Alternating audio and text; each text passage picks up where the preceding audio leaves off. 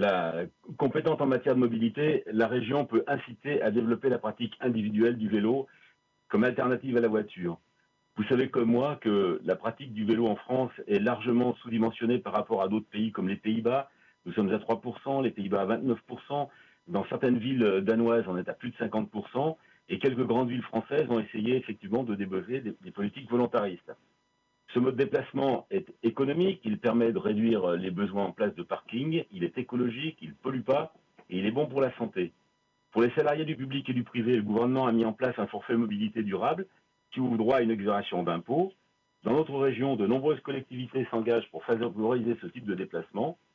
La région pourrait adopter un dispositif dans le but de doubler l'aide accordée par les communes ou les EPCI pour l'achat d'un véhicule à assistance électrique, mais aussi pour les vélos familiaux, des cargos ou ou triporteurs, et pour les vélos pliants.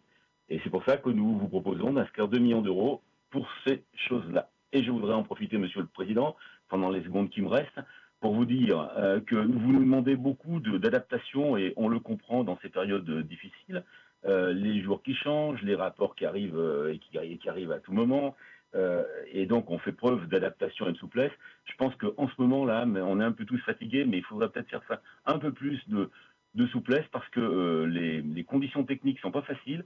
Et par exemple, mon collègue n'a pas pu se connecter et du coup, il n'a pas pu défendre son amendement. Donc, un petit peu plus de souplesse dans l'attribution de la parole pour essayer que les choses se passent mieux. Je vous remercie.